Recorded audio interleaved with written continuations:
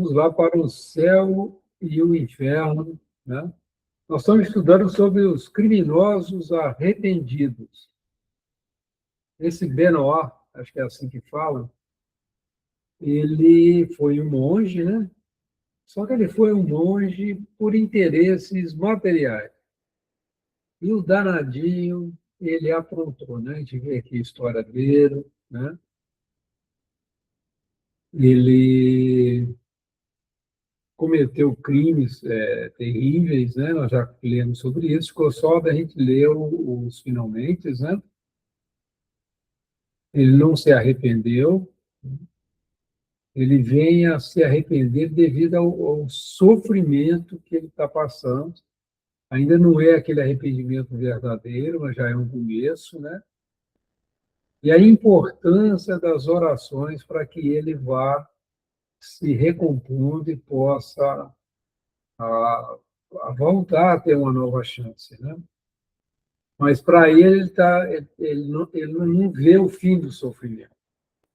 Isso é uma coisa terrível para o espírito, não contar com a misericórdia de Deus, né?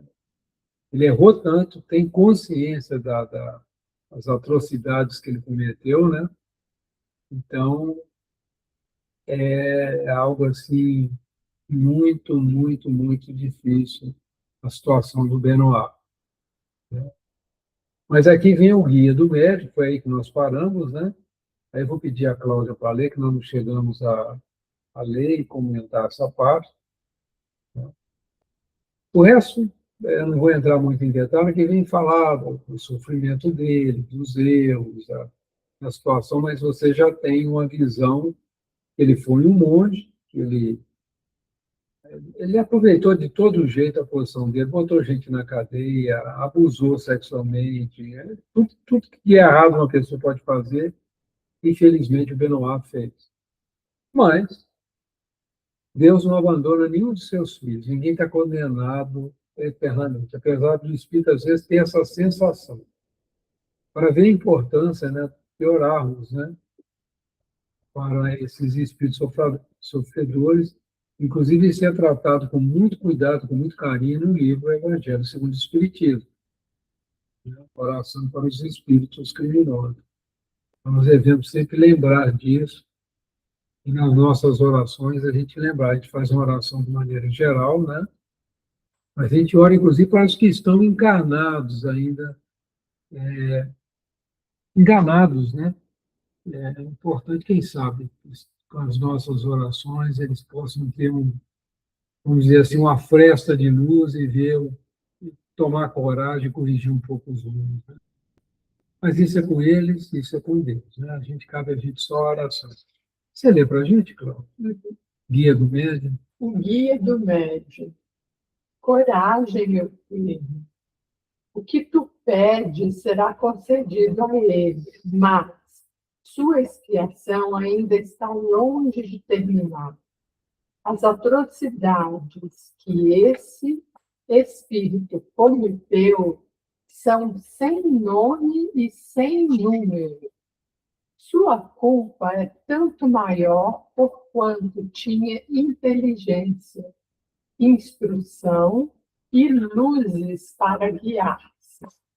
Assim, ele falhou com conhecimento de causa, razão porque lhe são terríveis os sofrimentos, mas com o auxílio e o exemplo da prece, suas dores serão amenizadas, porque conseguirá enxergar a possibilidade de que acabem um dia e a esperança há de sustentá-lo. Deus vê que se encontra no caminho do arrependimento e concedeu a ele a graça de poder comunicar-se a fim de ser encorajado e incentivado. Pensa sempre, portanto, nesse espírito que o deixamos contigo para que o encoraje a tomar boas decisões, secundando-o com teus conselhos. Nele, o desejo de reparação sucederá ao arrependimento. Pedirá a ele mesmo, então, uma nova existência na Terra para praticar o bem como compensação do mal que fez. Quando Deus estiver satisfeito com ele, vendo-o bem firme, permitirá que vislumbre as divinas claridades que o conduzirão ao porto seguro, recebendo em seu seio como filho pródigo. Tem confiança, terás nossa ajuda para concluir tua tarefa. Paulinho. O Paulinho é o guia espiritual do médium que está ajudando a Benoit, né? Classificamos esse espírito entre os criminosos, ainda que ele não tenha sido punido pela justiça humana, porque o crime caracteriza-se pelos atos e não pelo castigo imposto pelos homens. O mesmo acontece com o espírito a seguir. Isso aí.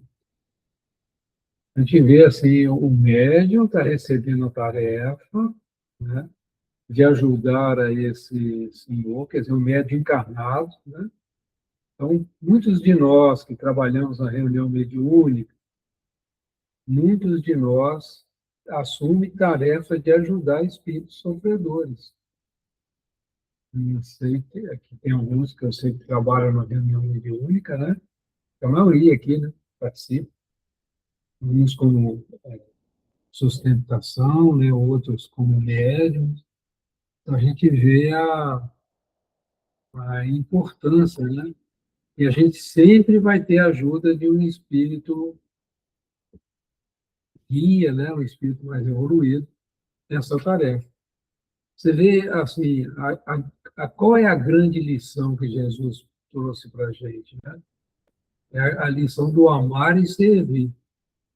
A mediunidade nossa, ela, a gente participa de reuniões, ela tem um fim muito abrangente do que aqueles 50, uma hora que nós participamos ali da reunião uma vez por semana, né? É bem pouquinho. Mas o trabalho muitas vezes é contínuo, a gente não lembra, né?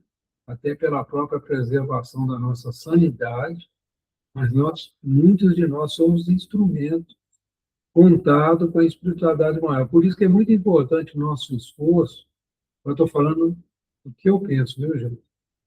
O nosso esforço de manter bons pensamentos, boas conversações, de não adentrarmos em notícias muito complicadas, para que a gente esteja, assim, vamos dizer, aptos, né, a trazer um bom exemplo, a trazer uma sustentação, para que esses espíritos possam se arrepender verdadeiramente, criar coragem com a encarnação, muitas vezes difícil aqui na Terra. Então, veja que esse trabalho que é realizado no nosso cantinho, né? São 3 grupos mediúnicos na quarta-feira, um grupo mediúnico, se não me engano, na segunda, e um grupo mediúnico na quinta. Quanto trabalho está sendo feito no nosso cantinho com relação a espíritos, né? Porque a necessidade é muito grande, né?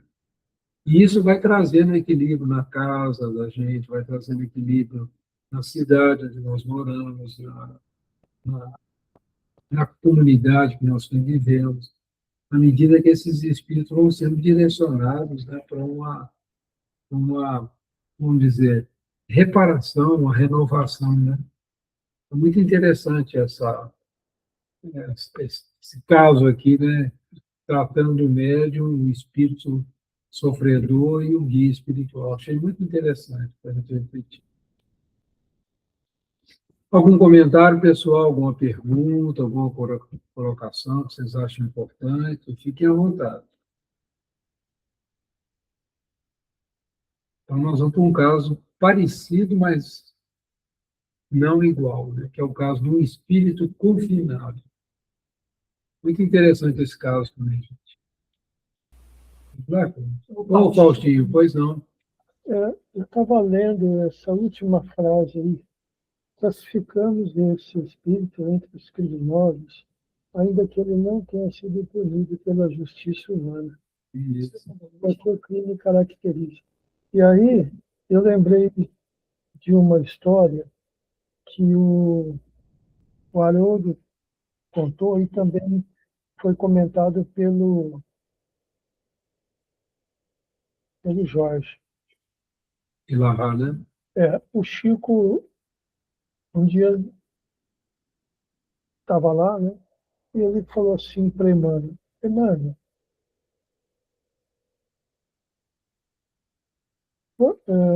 peraí, a pergunta foi, Emmanuel, quando que nós somos, não sei se foi criminoso, ou se foi alguma coisa assim, tá? E o Emmanuel respondeu para ele, quando nós somos descobertos. Então ele perguntou para o Chico, para o Emmanuel, quando que a gente, quando que a gente era criminoso, que a gente tinha feito alguma Qual é a diferença, nossa diferença em relação ao criminoso? É que o criminoso foi descoberto, a gente ainda não. É, então, o humano respondeu, aí eu estava lendo isso e falei, nossa, eles estão colocando aqui de um santo a respeito de um espírito, né? Mas, na bem da verdade, é a mesma coisa, né? Então, se a gente fez alguma coisa errada, nós somos culpados. Podemos não ser criminosos no sentido de tirar uma vida, mas nós somos culpados. Até que não sejamos descobertos, somos santinhos. É isso mesmo.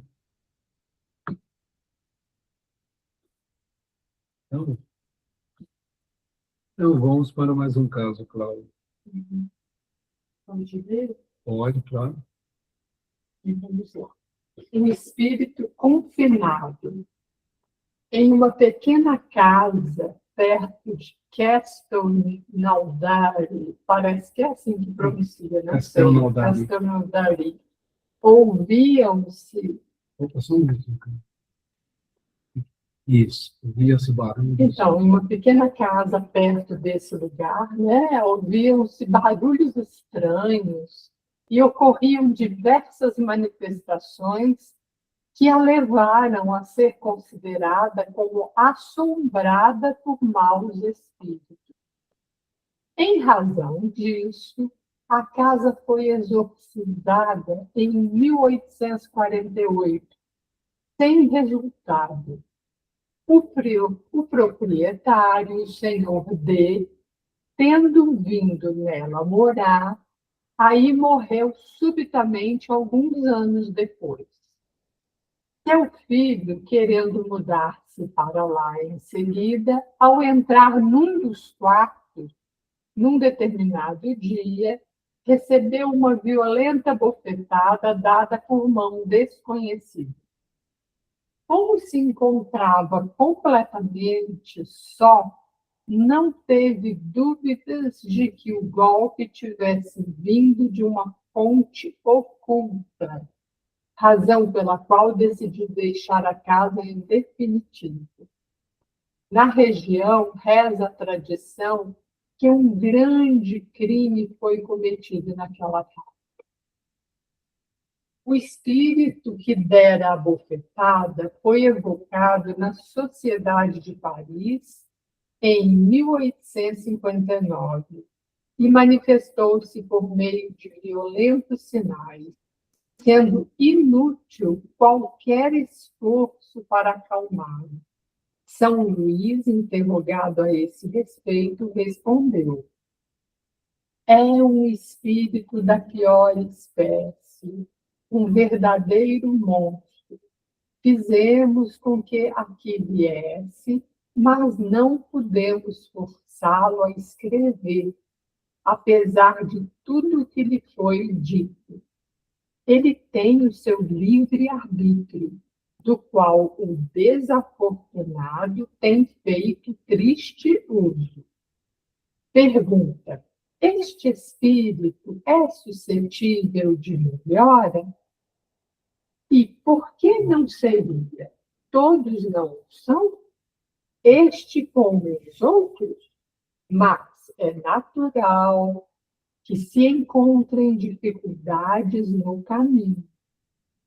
Por mais perverso que seja o espírito, no entanto, a retribuição do mal com o bem acabará por sensibilizá-lo.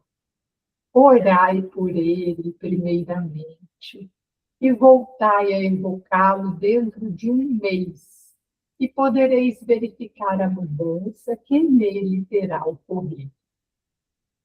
Novamente evocado mais tarde, o espírito mostrou-se mais acessível e, aos poucos, submisso e arrependido. Das explicações fornecidas por ele e por outros espíritos, concluiu-se que, em 1608, quando morava naquela casa, havia assassinado seu irmão por ciúmes e rivalidade, cortando-lhe a garganta enquanto dormia, fazendo o mesmo alguns anos depois com a mulher que desposou após a morte do irmão. Morreu em 1659, aos 80 anos, sem que houvesse respondido pelas mortes, que pouca atenção receberam naqueles tempos confusos. Depois de sua morte, não deixou de praticar o mal, tendo provocado vários acidentes na casa. Um médium vidente que assistiu à primeira evocação pôde vê-lo no momento em que se quis fazê-lo escrever com aspecto assustador, sacudindo fortemente o braço do médium, vestindo uma camisa cheia de sangue, segurando um punhal. Número 1. A São Luís. Poderia descrever-nos o tipo de sofrimento a que este espírito está submetido? E São Luís responde assim: é um sofrimento atroz, pois foi condenado a permanecer na casa em que cometeu o crime, sem poder dirigir seu pensamento a outra coisa que não seja sua transgressão, sempre projetada diante de seus olhos, sendo que ele acredita que está condenado a tal tortura por toda a eternidade. Vê-se constantemente no momento em que cometeu o crime, tendo-lhe sido suprimidas quaisquer outras recordações e proibida toda comunicação com outros espíritos. Na Terra, ele está confinado a essa casa. Se está no espaço, vagueia pelas trevas e pela solidão. Número 2. Haveria um meio de fazê-lo sair da casa? Qual seria? Se desejamos nos livrar de obsessões de semelhantes espíritos, isto é possível facilmente, orando por eles. Mas isso é o que se deixa de fazer quase sempre, preferindo-se assustá-los com fórmulas de exorcismo que muito os divertem. E aí tem uma nota de rodapé 222 que diz assim: nenhum efeito causam aos espíritos maus as fórmulas mágicas, exorcismos, tentativas de expulsá-los positivamente. Essas atitudes têm efeito contrário, pois incitam ainda mais sua resistência. Somente a prece, o magnetismo espiritual, ou convencimento pela razão e pela mansuetude podem levar a um bom resultado. Notas do editor. 3. Incentivando as pessoas interessadas a orar por ele, é nós mesmos o fazendo. Conseguiríamos que saísse da casa? Faustinho, você quer comentar? Eu quero sim.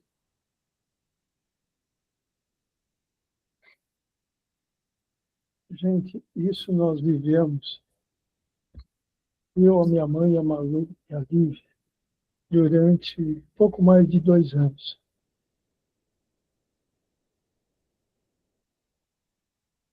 Se não fosse pela bondade, pela fé, pelo poder de oração que a minha mãe tinha, eu acho que teria sido difícil a gente sair, porque ela... Volta uma tela, Antônio. Isso. Haveria meio de fazê-lo sair da casa? Qual seria? Orando por eles. Isso aquilo que eu comentei há pouco, que não era uma vez por mês, às vezes era 2, 3 por semana, era isso que a gente fazia. E não tinha horário. Não tinha horário.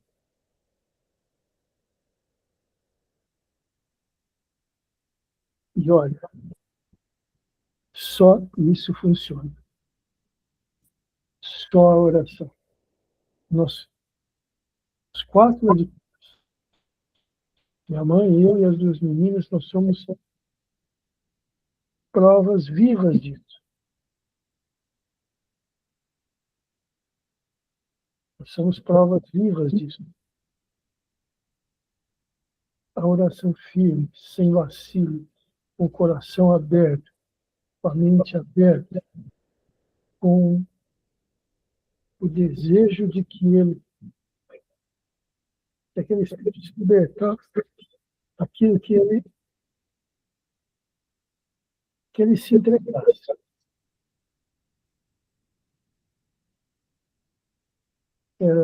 Só isso que aqui quer dizer. Nós vivemos isso mais de 2 anos.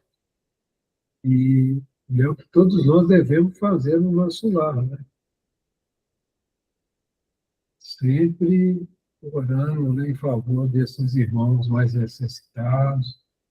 Muitas vezes chegam, eu lembro muito do Preto Velho comentando, que eles chegam com tanta sede, forte, que eles turvam a água. O Preto Velho falava muito assim, então a gente tem que orar para eles se acalmarem, para eles... O que é a água? A água é os ensinos de Jesus, é a convivência boa da família, né? Que eles vêm com muitas vezes assim, muita sede mesmo, né? O ambiente. E essa fase que a gente viveu não foi uma fase de centro. Se tinha 10, 12 pessoas orando e tudo, não. A gente vivia isso com ele entrando debaixo do sofá. A Malu comentou comigo. Não era assim uma coisa tranquila de se sentar e conversar, não. Era isso. O que ele fala aí, ó, que ele fala sobre a oração, não tem. É só isso.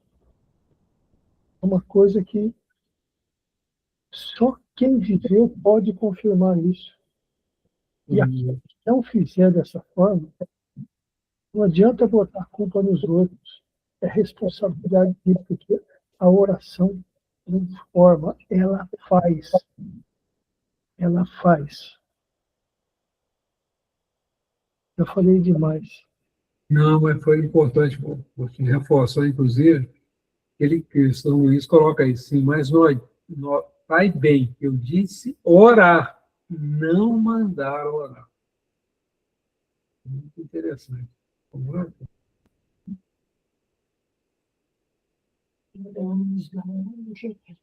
Tem três. Três, incentivando as pessoas interessadas a orar por ele, e nós mesmos o fazendo, conseguiríamos que saísse da casa?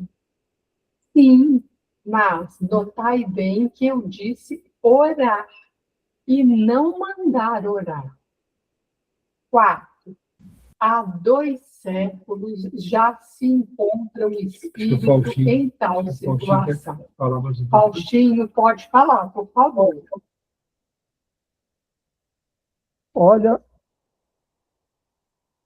essa frase. Sim, mas notai bem que eu disse orar e não mandar orar. Gente, esse orar, o que é? É orar. Olha, meu filho, vou fazer um Pai Nosso para você. Para com isso. Não é. Não é você pegar o texto e ficar lá contando continho, rezando 10 Pai Nossos, 5 Ave Maria, 10 Pai Nossos, 5 Ave Maria. Não é isso. Orar é quando você coloca o que está aqui dentro do coração. Coloca o que você sente para ele. Isso é orar. E é importante, porque se a oração não sair dessa forma, ela não faz efeito nem para você e nem para aquele que necessita. Essa frase, sim, mas notai bem o que disse, orar. Isso é uma frase para se refletir. Eu sempre pergunto assim, quando você vai orar por alguém da sua família que está doente, o que você pede? Ah, Senhor, cura ele para mim, deixa ele viver. Nada disso. Orar é pedir a Deus que dê forças para que ele passe por aquela provação, porque não sabemos o que está no plano encarnatório dele. Então, se esse espírito que assedia está nessa forma, você vai orar expulsando ele? Não. Nós não sabemos o que ele fez antes disso para chegar aí. E se lá atrás ele foi a vítima, e agora ele está sendo o algoz?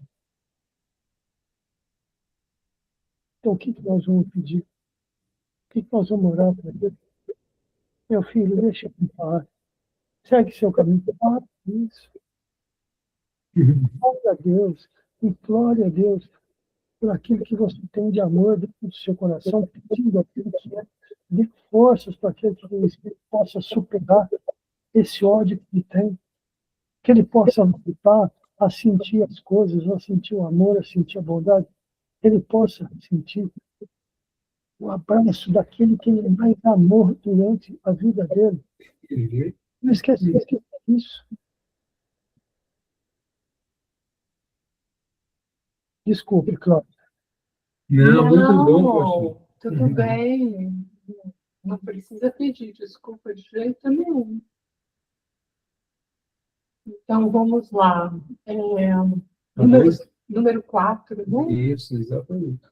Há 2 séculos, já que se encontra o espírito em tal situação.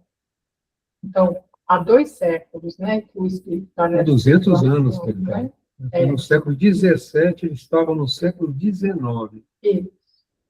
Ele percebe o passar desse tempo como se estivesse vivo?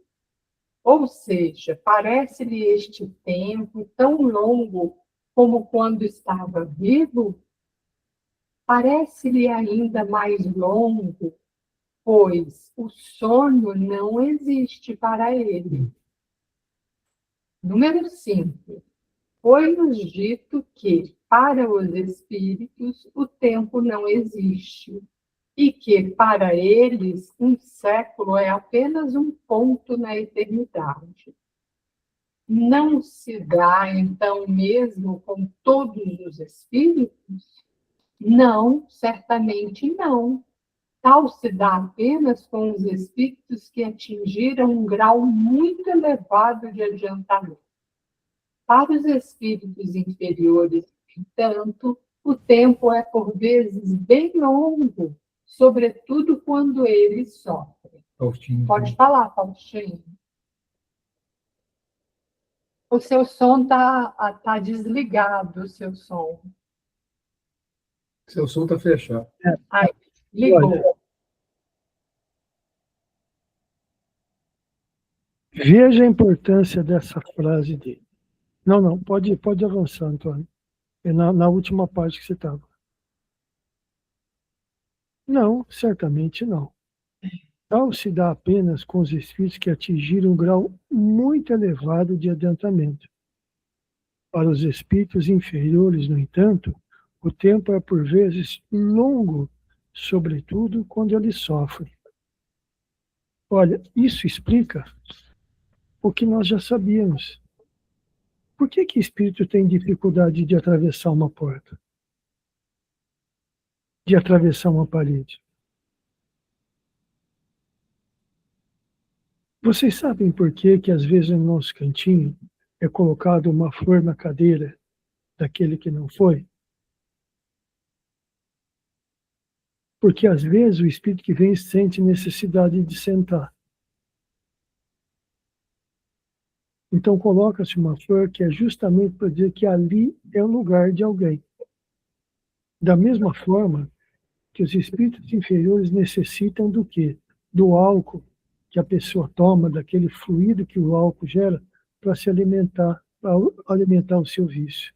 Da mesma forma com o fumante. Então, o que ele deixou claro que os espíritos têm dificuldade, sim, principalmente os mais inferiores. À medida que ele vai evoluindo, essas dificuldades vão sumindo. Agora, para aqueles que estão no nível bem mais elevado, o tempo não existe, de modo que eles conseguem se teletransportar de um lugar para o outro em tempos mínimos, enquanto alguns precisam do aeróbus lá para poder se movimentar dentro do celular.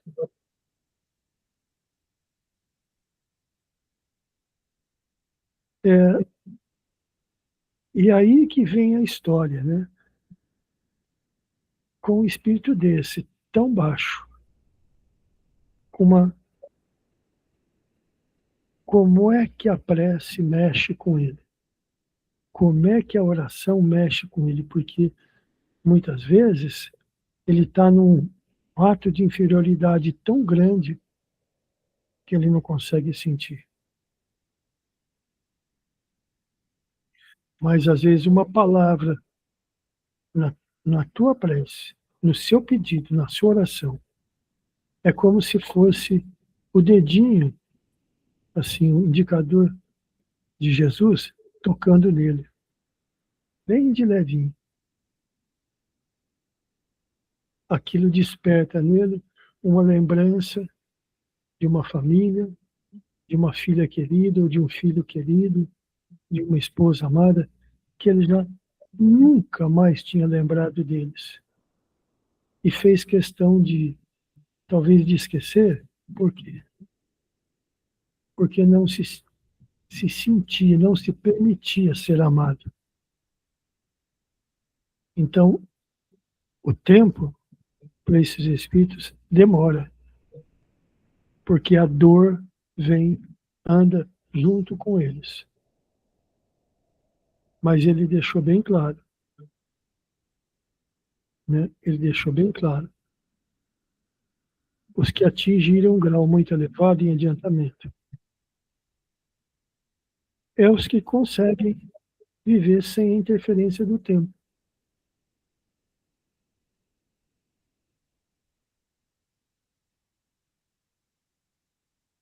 Só isso. Número 6, aqui. Número 6. De onde veio esse espírito antes de sua encarnação? Viveu entre os povos mais ferozes e selvagens. Veio antes disso de um planeta inferior à Terra. Vê que é um espírito bem primitivo mesmo, né? 7. Esse espírito foi punido de forma muito severa pelos crimes que cometeu. Se viveu antes entre povos selvagens, deve ter cometido atos não menos atrozes que os da última existência. Foi punido, então, com o mesmo rigor por causa deles? Foi punido em menor grau, pois, mais ignorante que era, compreendia menos a extensão de seus erros. Número 8. O estado em que se encontra esse espírito é dos seres vulgarmente chamados réprobos? Certamente. E há outros em condições ainda mais tristes. Os sofrimentos estão longe de ser os mesmos para todos, inclusive para crimes semelhantes, pois variam conforme o culpado seja mais ou menos acessível ao arrependimento. Para este espírito, a casa em que cometeu o crime é o seu inferno. Outros espíritos o trazem dentro de si, através das paixões que os atormentam e que não têm meios de satisfazer.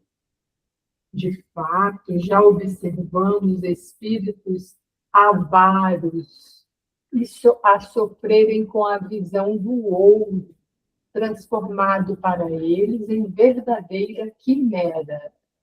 Orgulhosos, atormentados pelo ciúme de honrarias, que viam concedidas a outros, mas não a eles. Homens que, tendo comandado na terra, veem-se humilhados pelo poder invisível que os obriga a obedecer e pela visão de subordinados que não se curvam mais diante deles. Ateus angustiados pela incerteza e em isolamento absoluto, perdidos na imensidão, sem que encontrem ser algum que os esclareça. No mundo dos espíritos, se há prêmio para todas as virtudes, apenas para todas as faltas. E mesmo as faltas que a lei humana não alcance, sobre elas a lei divina sempre incidirá. Além disso, deve-se observar que as mesmas faltas, ainda que cometidas em circunstâncias idênticas, são punidas por castigos algumas vezes muito diferentes, conforme o grau de adiantamento intelectual do espírito. Aos espíritos mais atrasados, de natureza mais primitiva, como aquele de que tratamos aqui, são aplicadas penas um tanto mais materiais do que morais, ao passo que se dá o contrário com aqueles cuja inteligência e sensibilidade são mais desenvolvidas. Aos primeiros é necessária a aplicação de castigos apropriados à sua natureza primitiva, para que compreendam a própria situação adversa, assim inspirando-lhes o desejo de sair dela. Dessa forma, que a vergonha puramente, que exemplo, né? Que no caso desse espírito teria pouco ou nenhum efeito, seria intolerável para o outro. Vamos voltar um pouquinho, só. Dessa forma que a vergonha puramente, Por exemplo, que no caso desse espírito teria pouco ou nenhum efeito, seria intolerável para o outro. Nesse Código Penal divino, a sabedoria, a bondade e a previdência de Deus para com as suas criaturas revelam-se até nas menores coisas. Tudo é ajustado e aliado a uma admirável solicitude, de modo a facilitar aos culpados os meios de reabilitar-se, sendo qualquer aspiração bem intencionada de suas almas, mínima que seja, levada em consideração. Segundo o dogma das penas eternas, ao contrário, no inferno estariam juntos grandes e pequenos culpados, os transgressores de um momento e os 100 vezes reincidentes, os endurecidos e os arrependidos. Tudo é calculado para mantê-los no fundo do abismo. Não se lhes oferece nunca uma tábua de salvação. Um só erro pode lançá-los no inferno para sempre, sem que seja levado em conta o bem que porventura tenham feito. De que lado estará a verdadeira justiça, a verdadeira bondade? Número 9. Este espírito, apesar de sua inferioridade, é sensível aos bons efeitos da prece. Temos visto o mesmo ocorrer com outros espíritos igualmente perversos e de natureza muito bruta. Como pode ser, então, que espíritos mais esclarecidos e de inteligência mais desenvolvida demonstrem uma ausência completa de bons sentimentos, rindo de tudo que há de mais sagrado? Em suma, que nada os comova e nada lhes diminua o cinismo? A prece só é eficaz para o espírito que se arrepende. Aquele que, levado pelo orgulho, revolta-se contra Deus, persistindo em seus desregramentos, até mesmo exagerando-os, como procedem os espíritos infelizes, para estes de nada adianta a prece, e de nada adiantará, senão quando uma centelha de arrependimento neles vier a manifestar. Faustinho quer comentar antes de Aí tem uma nota de rodapé 223, mas antes o Faustinho vai fazer um comentário para a gente. Pode falar, Faustinho. Olha,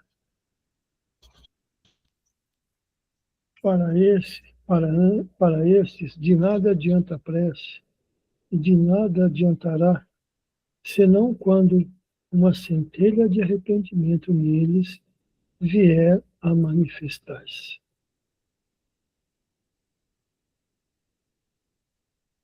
A ineficácia da prece para eles é ainda um castigo, pois alivia apenas os que não são completamente endurecidos. E para aqueles que são endurecidos? Então, como é que você faz a prece para um ente extremamente querido que você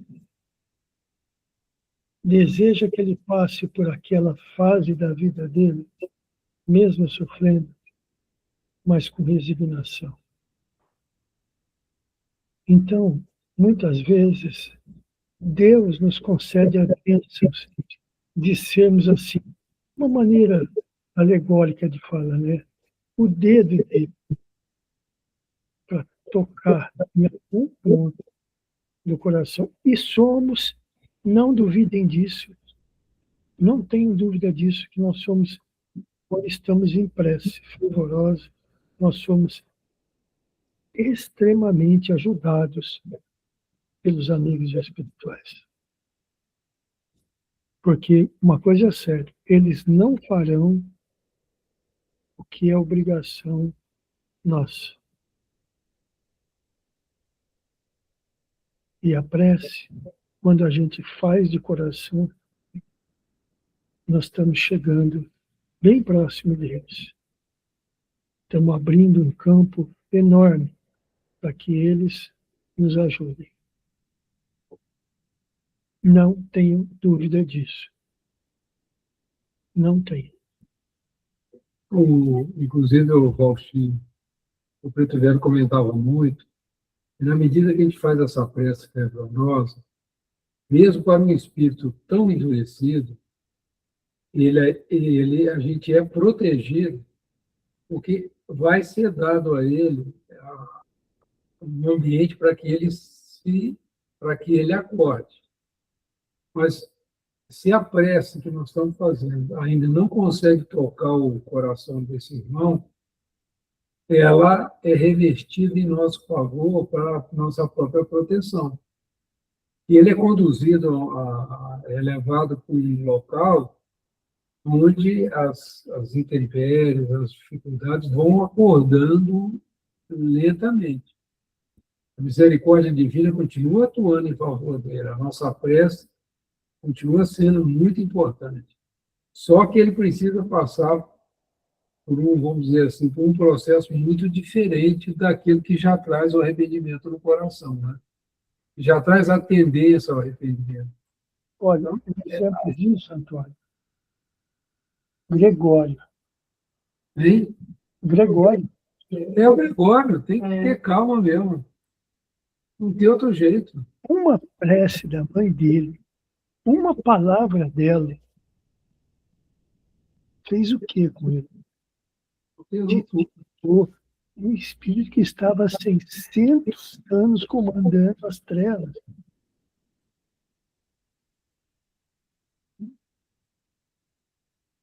Veja, e se eles estavam lá, da mesma maneira que acontece com esse, é porque veio lá de cima do Pai. Pode ir e vocês estão sendo ajudados. Não tem. A oração ela não tem só efeito em cima daquele que necessita. Ela tem efeito em você e em todos aqueles que estão ao seu redor. A espiritualidade trabalha em cima disso. E olha, com uma bondade que não tem tamanho. Não tem tamanho. Se a gente se sente sozinho às vezes, é porque nós queremos ser sozinhos. É isso mesmo. Não, Escolha nossa. Escolha nossa mesmo. É muito rico isso que está sendo trazido para nós, porque a gente muitas vezes lê esses casos do André Luiz, né? Como o caso do livro Libertação, a gente lê alguns casos dos mensageiros, dos missionários, dos obreiros, né, da vida eterna, mesmo esse agora que nós estamos estudando, o Mundo Maior. Gente, todos nós carregamos histórias, né? E a espiritualidade, quando a gente se encontra nesse trabalho, a espiritualidade não perde tempo. É tudo aproveitado em favor de todos nós. Eu lembro muitas vezes uma orientação que eu recebi, né, diante de uma situação difícil que eu estava vivendo. A orientação foi o seguinte: pergunta para essa pessoa, simplesmente assim, quem de nós errou mais? Quem de nós errou mais? Eu lembro que essa frase caiu igual uma bomba de luz. E fez a pessoa refletir, voltar para dentro de si.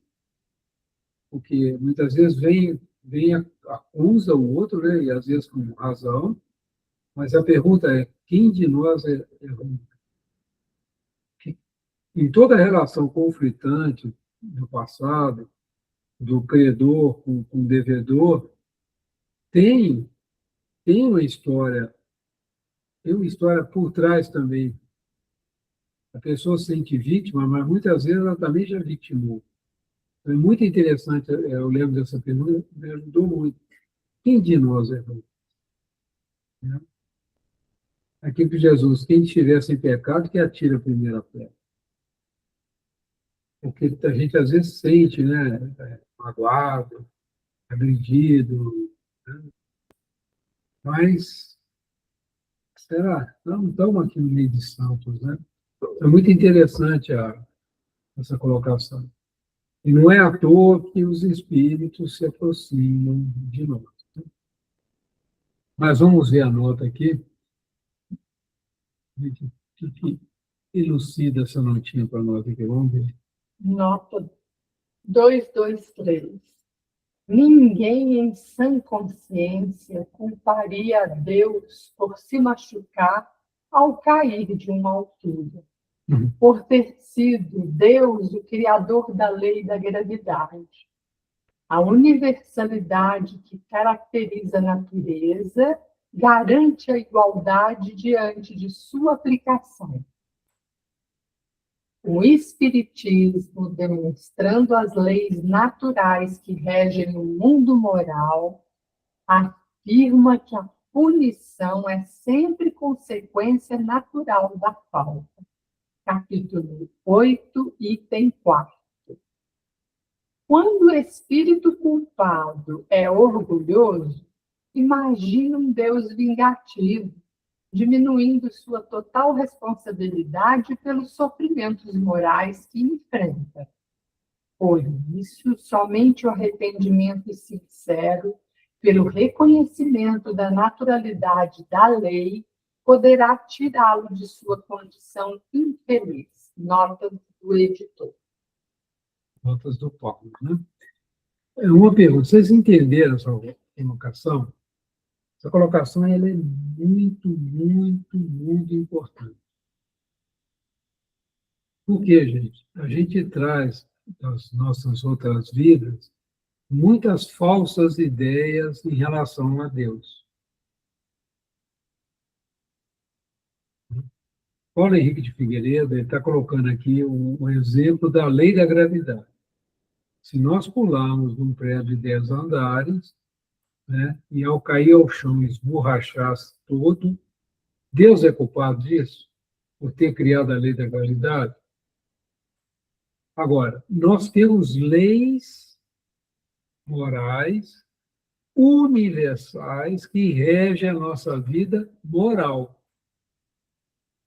Então, quando a gente engana uma pessoa, nós infringimos a lei moral do amar ao próximo como a nós mesmos.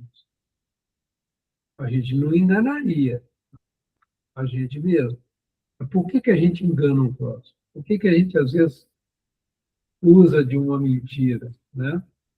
Falando de maneira genérica, né? Porque muitas vezes a gente usa palavras duras com uma pessoa, né? Que a gente não usaria com a gente na mesma forma. Isso chama a gente infringir as leis morais.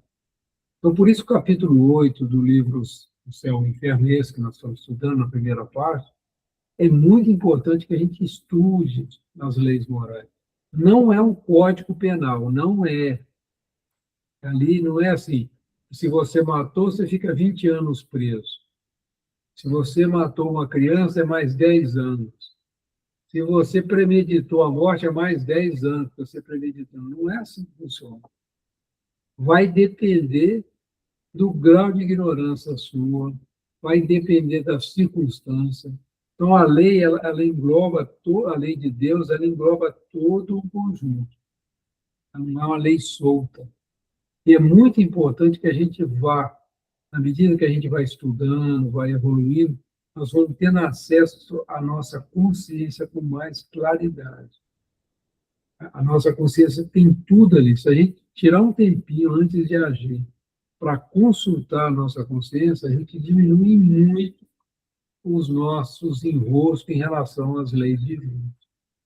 Então, é muito interessante a gente meditar sobre isso. Essa colocação 223 aí, ela é muito importante. Tá. punição, o que nós vamos sofrer é proporcional à falta que nós cometemos. E o estágio, a falta é contada também dentro da consciência que nós temos. A gente vê esse comentário, inclusive, anterior. Né? Um espírito ignorante como ele, esse espírito que nós estamos estudando, na época que ele se reencarnou entre os povos mais ferozes e violentos, não tem o mesmo peso que agora, onde ele já tem certa instrução, certo acesso à sua própria consciência. É muito interessante como o Kardec tem esse cuidado, né, de fazer esse balanço e de mostrar que as leis divinas não são como as leis humanas, que atrás dela tem a misericórdia de Deus. O objetivo é a cura do criminoso.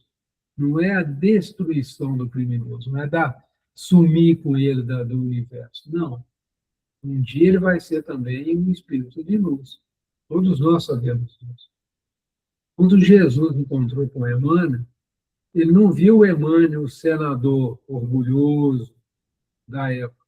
Ele viu Emmanuel lá na frente como grande divulgador do seu evangelho, como Emmanuel vem fazendo aqui junto com a gente. Jesus nos enxerga o nosso potencial, o nosso vir a ser. Isso é muito importante a gente entender. É assim que Deus nos vê. Ele sabe que a gente vai ser um espírito puro. Agora, o tempo que nós vamos levar para chegar lá, esse tempo é nosso. Nós aqui decidimos, pelo nosso livre-arbítrio. Para que nós vamos chegar lá, nós vamos. Nós podemos ir rápido, sem maiores tropeços, obedecendo às leis divinas, nos instruindo com ela, ou levar milênios para a gente chegar lá. Só depende de nós. Né? Pronto, aí você termina o parágrafo. A ineficácia. A ineficácia da prece para eles é ainda um castigo, pois alivia apenas os que não são completamente endurecidos. Questão número 10. Quando se vê um espírito insensível aos bons efeitos da prece, teríamos aí uma razão para não orar por ele?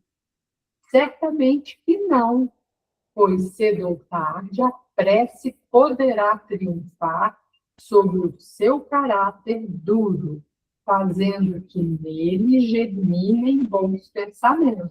Só um minutinho, cara. Eu estava lembrando aqui, o pai Tomás, é um espírito, um preto velho, e uma das tarefas deles é o resgate dos irmãos dele, da escravidão, que estão na revolta, estão endurecidos, só pensam em vingança. Aí ele tem essa tarefa de trazer. E eu lembro do pai Tomé falando assim, orem bastante por esses irmãos, que a oração é como uma chuvinha, bem fininha, numa terra ressequida. No primeiro instante, a terra está tão quente que a água não chega a cair, ela evapora. Tão quente. Igual quando a gente vê assim no asfalto, né? Quando ele está muito quente, a chuva cai assim. Mas, à medida que a chuva vai caindo, ela consegue molhar e esfriar. Ela consegue penetrar. Então, a gente, por isso que está dizendo assim, não, continue chovendo. Continue molhando com o seu amor esses corações ressequidos. Tenham fé. E se a gente parou a chuva, vai continuar do mesmo jeito. Né? Nunca vai ser terra fértil. Então, a oração tem essa função.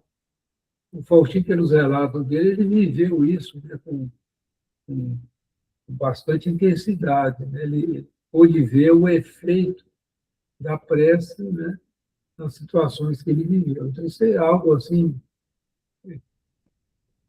Se percebeu, gente, que tem perturbação em casa, então vale a pena firmar o pensamento, continuar com as orações. Eu vou parar nesse parágrafo aqui, viu, pessoal? Faltam 3 minutinhos, né? 2 minutinhos para findar o nosso estudo.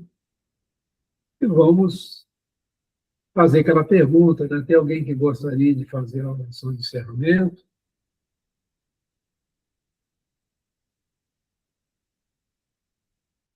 Posso fazer, Antônio? Oi, Fábio. Faz para nós, então, por favor. Vamos lá. Deus Pai, queremos agradecer-te muito e também a vocês, irmãozinhos, que nos acompanharam durante essas 2 horas de estudo, para que nos dessem a oportunidade de sedimentarmos conhecimentos já adquiridos e adquirirmos novos e tão importantes conhecimentos. Que assim possa ser em todos os nossos encontros de todas as sextas-feiras.